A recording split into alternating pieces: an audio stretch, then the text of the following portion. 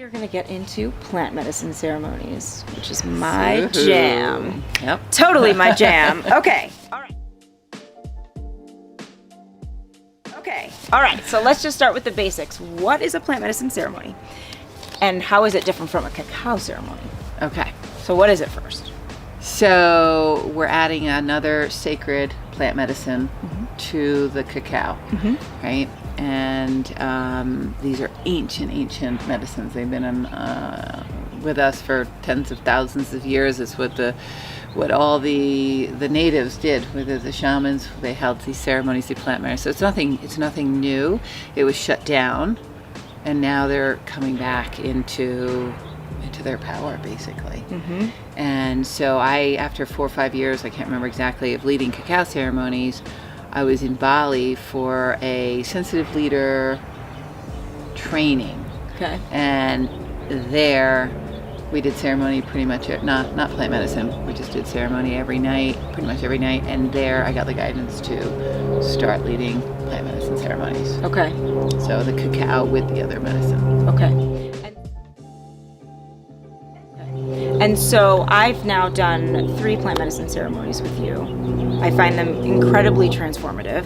But I guess tell me a little bit about the structure. And I mean, I obviously know the way that it is, but like kind of talk a little bit to the community about the structure and like why you do it the way that you do. Some plant medicine, sometimes you can do it. A lot of ceremonies are at night. The one that I use can be at night or during the day. I do it during the day just to keep it simple so that we don't have to worry about sleeping over anywhere. We start early. We get into we get onto the land. We're out in nature, generally speaking, when we can be, when it's nice weather. Weather permitting. Weather permitting. Yes. And then we'll be finding a spot where we can do it indoors in the wintertime. And there's an altar where we honor spirit, and people bring all their sacred objects, anything that's sacred to them that they want. It helps honor spirit, right? And then we have this is something different, and I've done a lot of plant medicine ceremonies, and offerings are made, but not quite in the way that we do it. This is something that I learned when I did ceremony in Bali, was everybody brings offerings, so it could be flowers, honey, coconut oil, somebody brought a pineapple, it could be fruit, it could be anything that somebody... It's an interesting one, a pineapple. Well, You just like...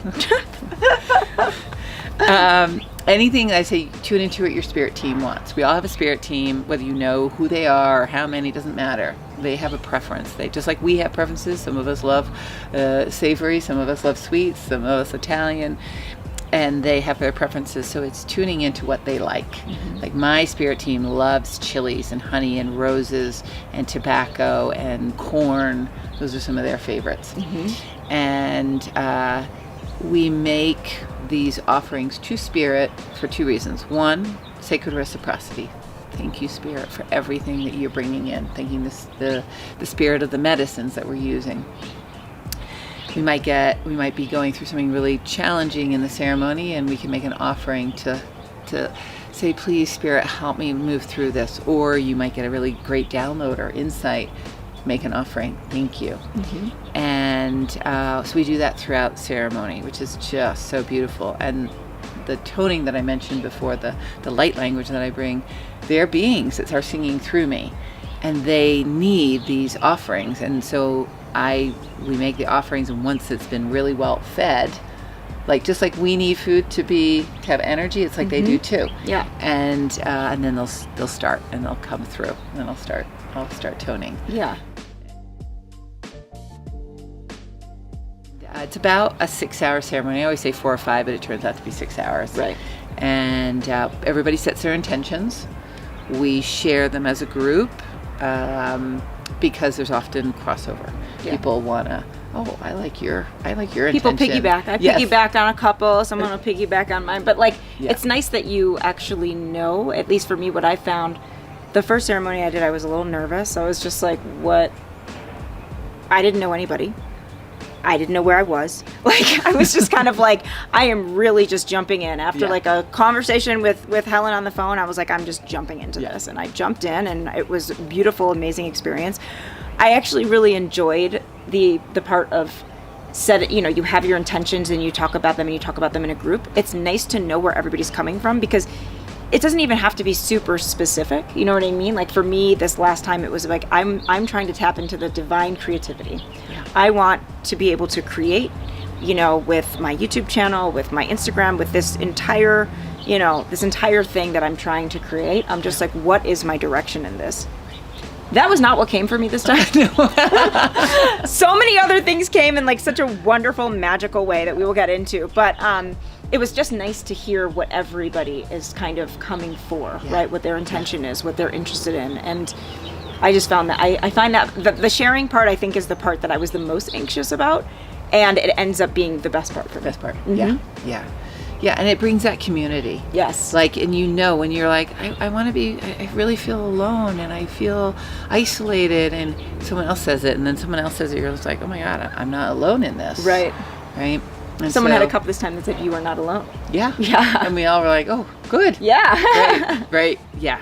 Yeah. And so share that. And then I always say, though, that spirit, the medicine, is going to bring you exactly what you need. Yep. Right? So you might have a certain idea of but it could go that way, and it'll be perfect. Yeah. And so I will then we have a fire if we can, which is great. We can make offerings into the fire, or people will create beautiful mandalas, different shapes with the offerings. With the offerings, with the food, and that part is beautiful. We had beautiful ones this last time. Yeah. Gorgeous. And so it's art as well. That's an offering to spirit, right? So they appreciate the artwork with the offerings in as they are, as flowers or whatever is being offered. And I will literally, for 6 hours, I drum, I sing ceremonial songs in Spanish and English, and I will bring the light language through whenever it's needed. Again, I don't decide, spirit brings it through.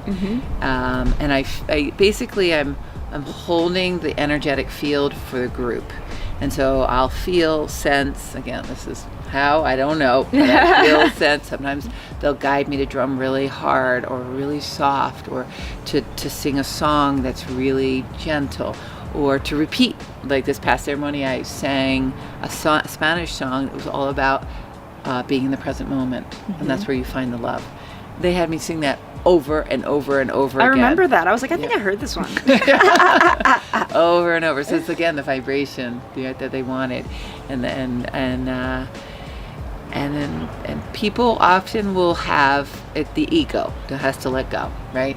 And so people can have a lot of stuff in the beginning, like the ego's going like, no. Oh my gosh! My first ceremony, my ego was taking me on its own trip. I was like, no.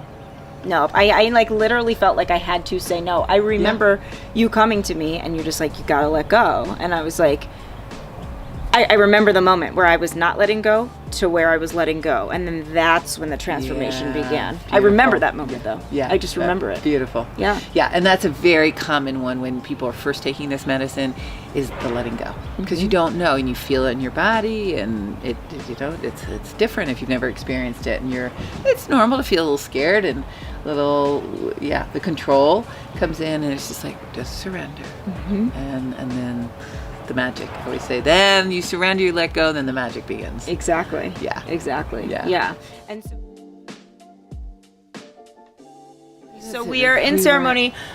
We are integrating at the end. So the food. Yes. So we are very hungry. That's how I know that everyone's we're coming to the end.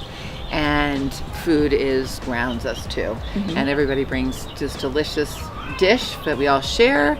And we serve spirit and say thank you, spirit, and we close ceremony and send all the spirits back to where they came from.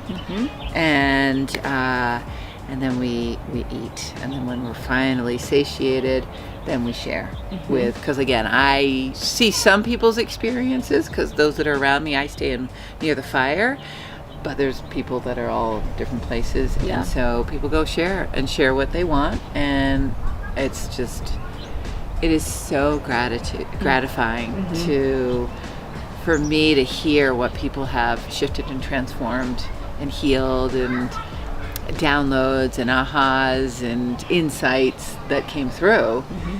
And then oftentimes, again, beauty of ceremony is there's a lot of, not a lot, but there's interaction between people. Yeah. Like you were an anchor. Yeah. Just your presence in the ceremony was a very big anchor for somebody else. Yeah.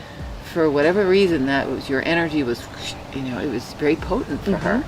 And so there's a lot of sharing of, wow, when you did that or said that, that helped me feel this way. Right. And it's just... And that's how it's like comes full circle, right? Yeah. Because it's like you start out, you don't know these people. I mean, sometimes you may have seen them in other ceremonies or whatever Right. it is, but like you set the intentions are sort of set. The group starts to begin, right? Yes. Then everyone's going through their experience, and like you're kind of working in separate circles sometimes together, sometimes on your own, like whatever it is. And then you come back at the end and talk about it. It just brings the whole thing together, like the perfect little capstone to it all. Yeah. And that part is profound for me too. Actually. Profound. And it's also being witnessed. Like when you share, there's a very potent being witnessed, because some people don't like to share. They're like, oh God, I gotta share. Like, usually by the time of the ceremony, people are like, I'll share. Whatever, right. I'll bring it forth. But sometimes but the sharing piece can help you, even speaking can help you understand some of the things that came through. Right. And sometimes you don't understand it all, and that's where I say journal in the days to come, because it will continue. It's not like, oh, ceremony's done and then that's it. So that's an interesting part that I wanted to talk about a little bit, is these downloads. I like how you call them downloads, because that is exactly how it feels. I remember, after each ceremony, it's been different for me.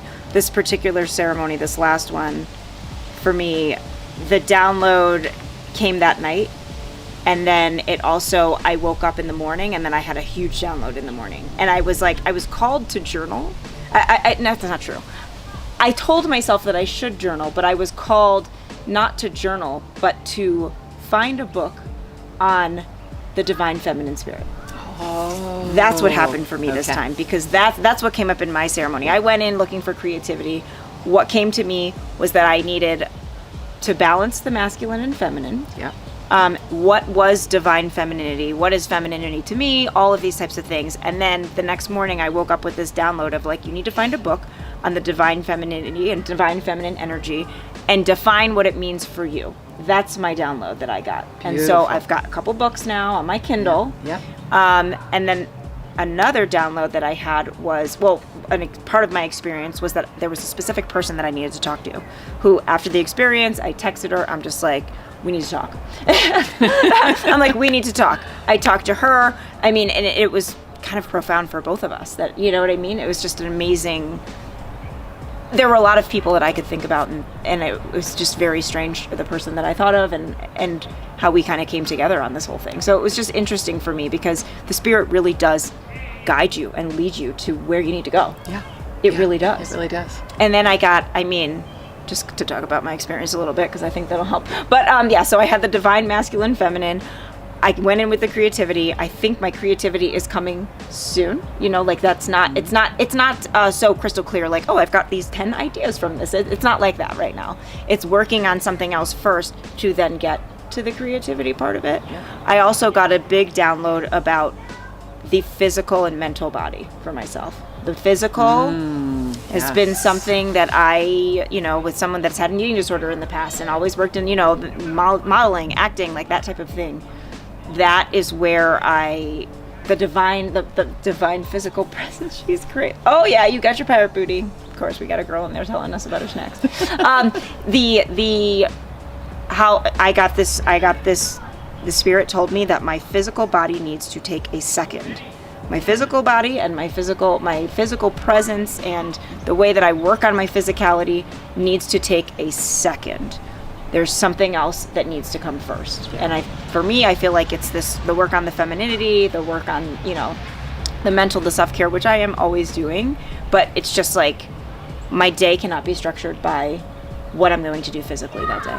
Like it cannot be focused on like my hour workout or whatever. That's what the focus has been for me. I'm like, that comes first and then everything else. I'm like, nope, If there's a change in the structure, change in the routine. Woohoo! That's I what's gonna really happen. acknowledge you for that, because again, that's also back to the patriarch.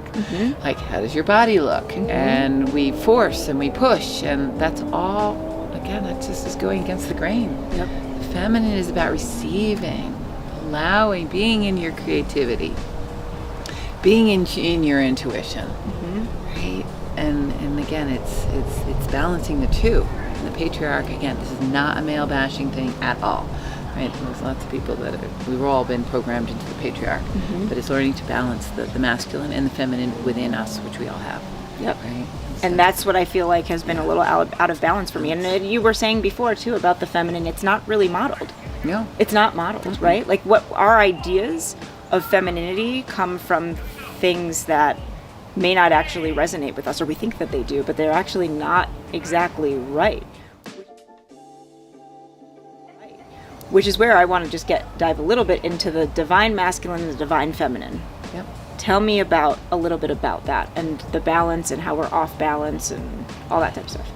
Well, this big shift that we're in right now, the great awakening that we're in, with this new paradigm that's birthing, where we humans are being given an opportunity to go to this higher level of consciousness. And it's about, again, the patriarch has been in power for 5,000 years.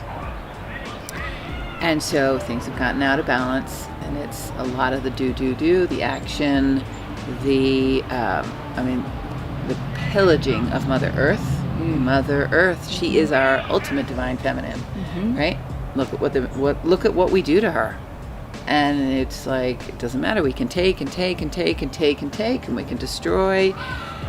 And if you think about, when women are raped, and I mean that the abuse of sexual abuse that can go on, it's all men thinking they have object, ownership, right? That's coming to an end. And it's about the divine feminine coming back into her power. Our voices have been shut down. I call myself a shamaness. Just it's a made up word, but to be more feminine, because all the shamanesses were, again, witch burning, hangings, all of that was because we were healers, we were powerful, and they knew that. So let's get rid of them. Yep. So this shift that we're in is to come back into that balance with the masculine, and it's not about, the feminine, now we're going to matriarchal. No, this is about an interconnectedness where we have to start with our own thing, with ourselves. So the masculine is the do, it's the action, it's the go, it's the focus, right? And then the feminine is about the quiet, the receiving, the gentleness, the intuition, fierceness. Like I used to say, because you're like, I always say, if you think feminine is just like soft and gentle, and watch a mountain lion defend her babies. Forget about it. Right? You don't, because I Right. mean, I've got 3 kids. I know what it's like. Don't mess with my clan. Right. Don't mess with my people. Yeah. Yeah. There's a fierceness there that nobody could ever stop. Right? But it's stopping again, how often are women called crazy because we're more emotional. We are more emotional than men, and that's okay. But our society it's not okay. Right. Right. So it's really just bringing those two back into balance, and we're finding those ways. Yeah. And I really found in this ceremony that's what the spirit was telling me. You have to bring the balance back in. And a lot of that with like my special, my Reiki work that I've been doing with you is like bringing in that rest, bringing in, like, stopping the go, stopping the patriarchal, like, I gotta produce, I gotta do something, I just have to do. I feel like between our last few Reiki sessions and then this plant medicine ceremony, I got it now. Now I got it. It took a little bit for me because Mama likes to go, but like I got it now. I got it. And a lot of it is, and again, this is in the subconscious, that we are programmed to think that we're only worthy if we're doing something. Right? Yep. We're only worthy if we're doing stuff. Yep. And so that's where that shifts. Yeah. Like it's like Okay, so I do spirit Reiki sessions with Helen, we have probably done like 4 or 5. I feel like I'm getting all of my life in these sessions, okay? Because they are like everything, like to the point that there was one of them where I literally just was like, I was on my bed. I don't even remember which one it was. I was on my bed and I couldn't move after, and I passed out. That's right. And like, you know, my husband was just like lightly knocking. You okay in there? Like they were like, he's like, I don't want to disturb you, but it's almost time to pick up the kids. Like, I'm just like, oh yeah. I mean, I was like out. Like totally out. Cause I was just like really, I felt very like drained, you know what I mean? Mm-hmm. Not in a bad way, like kind of in like the way that I needed. Yep. Right. So let's talk a little bit about these spirit Reiki healing sessions. I think in particular for me, I think because I've never done any type of like spirit Reiki or anything like that, not in person. So we are not in person. She's in Taos, I'm in Boulder. We're doing it over Zoom or FaceTime. How do you do it like that? How? I mean, how? So as I say, energy isn't limited to time or space, right? Okay. I mean, if you think of, you know what telepathy is, right? Yeah. So it's the same thing. If you're thinking of a thought, and you want to communicate something, you're just energetically sending a message, and then they hear that message and can communicate back to you. It's the same thing. Reiki, like when I used to teach Reiki, I would teach them how to do distance sessions because you do not need that.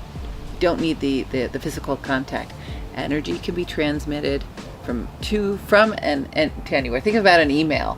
Like you're write an email and it can go to Japan in 1 second. Right.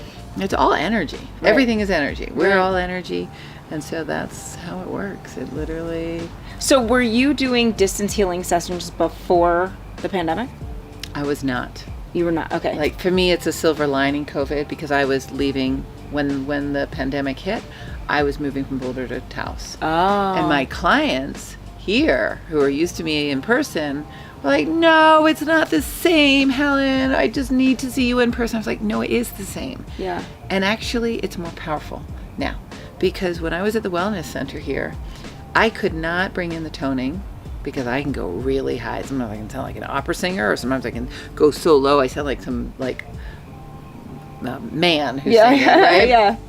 And I drum in my sessions, and I couldn't do that either. Mm-hmm. And so I found, because I've asked people who have said, well, you know, things were opening up. Can you do it in person? I was like, no, I'm doing mine all remote. So now you're all remote. All remote.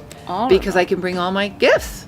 Yeah. Right? And I don't have to worry about noise, disturbing anyone else. Yeah. And it's just as powerful, and you get to have a nap afterwards on your own bed, which is amazing. Because what happens is people come out, it can shift so much energy that people are just like discombobulated, and then you have to get in your car, and then you're just pulled out of it. Yeah, you're pulled out, and you're just like back to regular life. Right. Yeah, right. And I feel like being able to kind of and I actually love the fact that it's like get on your bed. You know what I mean? Yeah. Like get on your bed, and I'm just like, because normally in the middle of the day I wouldn't be getting on my bed. Right. So just having that like 1 hour with you plus 30, 45 minutes, an hour afterwards of me laying down and maybe falling asleep is great for me. You know what I mean? Like it's just really, really working for my life. That's amazing.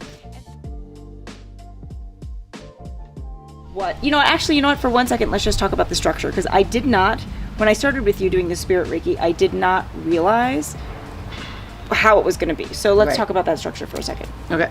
So when I've got a client, if it's a new client, then I have a form, and I get them to set 3 intentions of what it is that they want to heal, let go of, create, manifest in their life.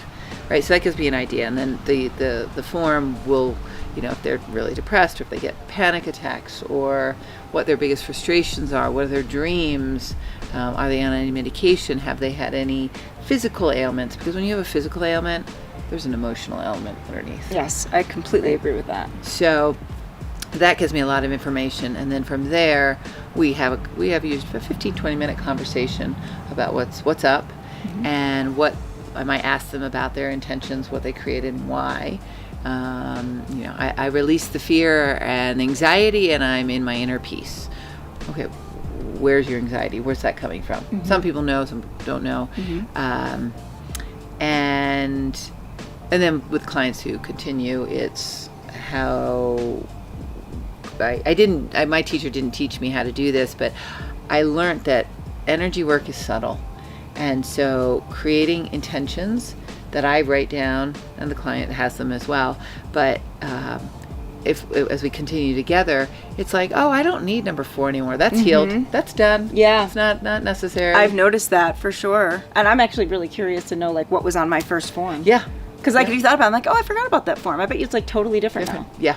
Right. And then with the clients who carry on, it's coming back and revisiting and seeing, okay, that one's done, don't need that. And then sometimes it happens that people get a long list, 30. Oh my gosh. And they get to a point where like, okay. And they just whittle it down to like about 5. Yeah. And those are their core. Yeah. And I always say, what are your top 3, right, for today? Yeah. And so then I have an idea of what their main focus is. They like the help support. And then we go in. Yeah. And then I just see what spirit shows me, again, clairvoyantly, clairaudiently with my ears.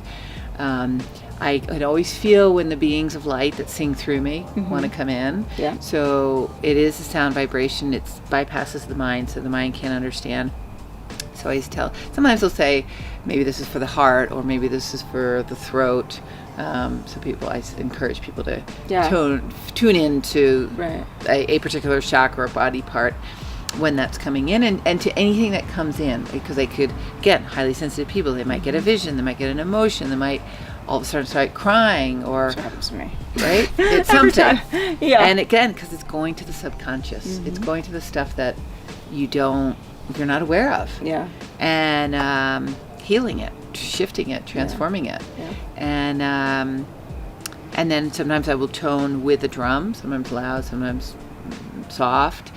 And I'm always keeping an open dialect. What's big one is what's happening in your body. And then people, oh, my chest feels more open.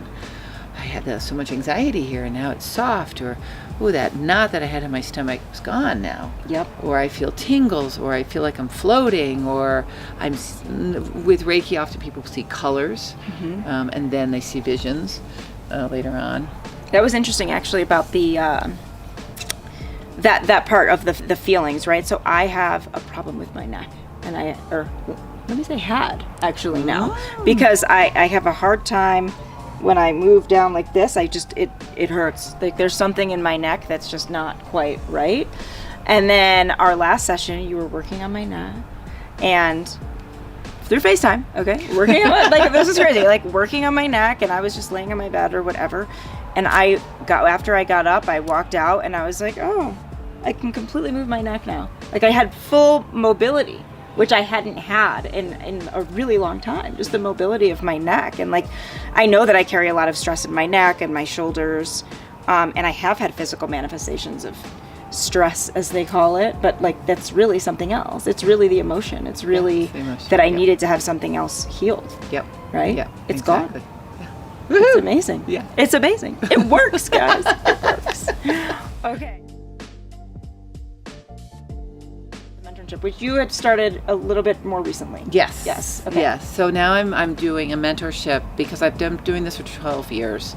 So, huge library of knowledge, wisdom, gifts, tools that I bring to my clients. And so Spirit has guided me to start being a mentor for highly sensitive, empathic people. And so this is a program it's like I'm calling in my soul clients, the people who are really ready to be like, I'm going to own that I am a beautiful, highly sensitive person. Yeah. And I'm going to own all my gifts, and is ready to do the work that's required so that you manage your energy, that you start opening the intuition on a whole new level, so you know what those gifts are, or if you already know, we start developing them more. Yeah. And so the shorter program is 30 days, and then after you see all the beautiful shifts, then if you want more, we go into 6 months. And it was something that I didn't quite understand what the difference was between a coach and a mentor. Okay. Like, do you know the difference? No. No. No. Yeah, I didn't really understand. And I've had lots of business coaches and teachers, but not a mentor. And then I experienced having a mentor, business mentor. And like, It was just so different because it's that support every day. Yeah. Someone holding your hand, like, I got you. I believe in you 1,000%. I am your biggest cheerleader, but I'm also going to stretch you, and I'm going to call you out on your bullshit when you have a story about something. Yeah. And I'm going to call That's you out. important. You need people to call you out in your life. Accountability and the growth that has happened for me in that period. Yeah. And I'm going to carry on working with her. Like, that is what I'm bringing. And again, that was business. This is now for the thriving empath, highly sensitive person. Wow. And it's just like so exciting. Yeah, So that exciting. is so exciting. Right. I love it. Yeah. I love it. This is great. Multifaceted lady. You're doing all the stuff. Busy, multifaceted. She's got it. She's got you covered. I'm so excited. Thank you so much, Helen, for doing this whole Thank you for this having whole me, talk. Nicole. Yeah, It's been this has amazing. been amazing. And it's been a real honor to watch you blossom. I'm blossoming. You are blossoming. I There's like more to come. feel it. There's so more to More to come. come. There's so There's much like- more to come. Yeah. I am blossoming. We can find you at Dreamtime Healings on Instagram. Yep. Your web is dreamtimehealings. Yep. .com. Yep. Okay. Anywhere Yep. else? Facebook. Facebook. Yep. Facebook. Okay. Yep. Perfect. Yeah. Amazing. The main one is Instagram. That's Main where one's I'm doing it. Instagram. All right. Yeah. So like, follow, comment, share, email her if you want like some serious transformations, like me. Yeah, serious transformations. Thank you everybody for Thank watching. you. This is awesome. Yay. Don't forget to like, subscribe, comment, smash the like button, whatever. I don't know. Maybe I already said that. I don't know. You guys know what to do. See you later. Bye.